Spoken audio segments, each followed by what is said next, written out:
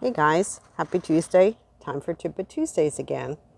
So I talked last week about vision and why vision insurance makes sense if you wear glasses or contacts and how the math works out on the vision. Well, dental's a completely different story. So dental insurance is like vision in the fact that it doesn't open enrollment. It's not a factor. We can enroll you in dental insurance at any point, but you really need to evaluate if dental insurance makes sense for you. So there are a few offerings of dental insurance on the marketplace. It's for basic services only, cleaning and checkup. It doesn't cover any work unless something new is going to be offered this year.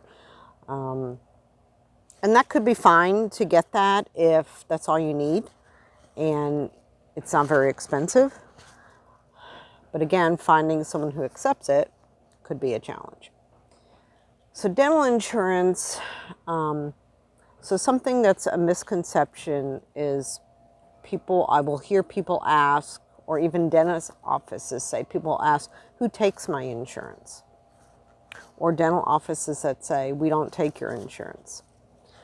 So if they file insurance, they take your insurance. They just may not be in network.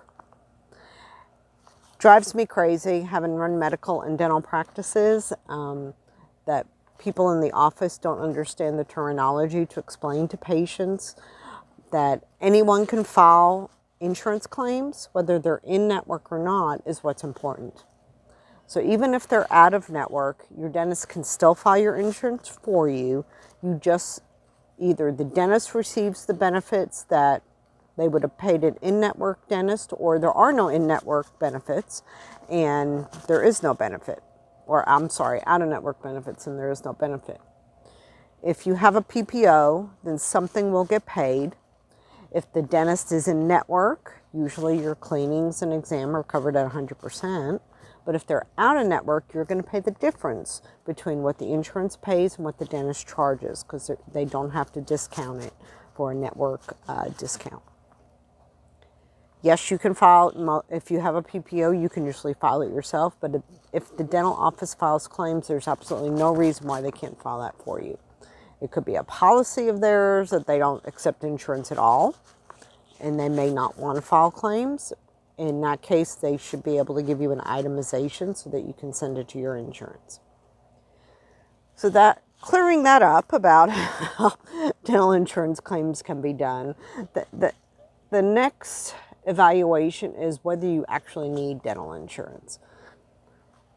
Dental insurance is so very different from medical in the fact that dental insurance has a maximum of what they will pay out per year. The average is $1,500 a year that they will pay out per person. Some plans are $1,000. There are some plans that are $2,000, but for the most part, the average is $1,500. Well, what do you get for that $1,500? So usually, if you're in network, your exam and x-rays are covered and your cleaning. But how much are you paying for that coverage?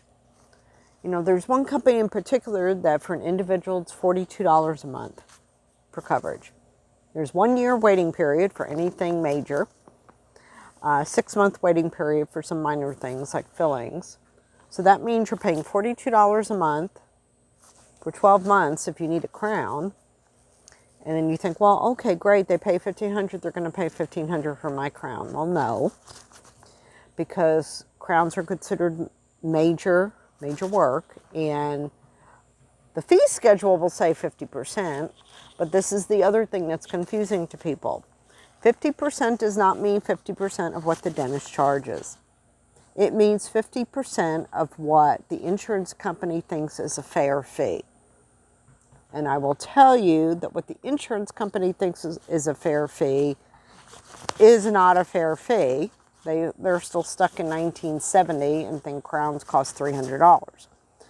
I've had crowns.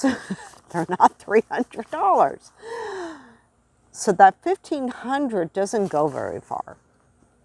You know, if you need a crown and the dentist charges $1,500, you will not get $750 from your insurance. I can almost guarantee it.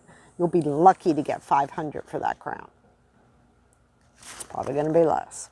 But even if you got $500, that means, 2 crowns and your cleanings, you've used up all your dental insurance for the year. So you're not getting a whole lot of benefits. You would still get, even if you used all your benefits, you still get benefit of the provider discount. So if you were in network and your cost of treatment went over the $1,500, you'll still get whatever the provider discount is, but you will pay for the treatment less the discount. That could be costly. Again, you're still paying at least $42 a month if it's just you for the insurance. And I didn't bring my calculator, but 42 times 12 is like $500 and something for the year. A little under 600 if I've done the math right in my head. So do you want to pay $600 a year to get your 2 cleanings covered and a little bit covered on your crowns? Or if you need a whole lot of work, maybe it makes sense to do something like a dental savings plan. That again, though, you do have to go to an in-network doctor, but the dental savings plan is a one-time yearly fee. For an individual, I want to say it's about $100 or $120 for the year. And how it works is you get discounts on everything. So the discounts more than pay for the $120 you've paid in. There's no limit on how much treatment you can get. You will always receive the discount. And the discount is what, typically insurance would have paid. So instead of paying $42 a month at almost $600 a year, you could pay a fifth of that and still get the discount if you need a whole bunch of work done, because you're still getting the provider discount. You just have to use a doctor in network. So when I talk to people, they're very mistaken about dental insurance. They think, in my previous life, I used to do this. I used to be the financial person for a dental office.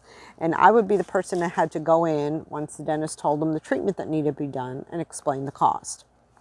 And 9 times out of 10, I'd walk in and I'd tell the patient, all right, your treatment, you need all these crowns, you need root canals, whatever they needed. The cost is $6,000. And they said, great. So my insurance pays 80% of that? And I'm like, no. Your insurance will pay $1,500. And they're like, what? So some of those cases we could break up treatment, do some one year, some the next. But again, when you're waiting to have treatment, it could mean you need more treatment later.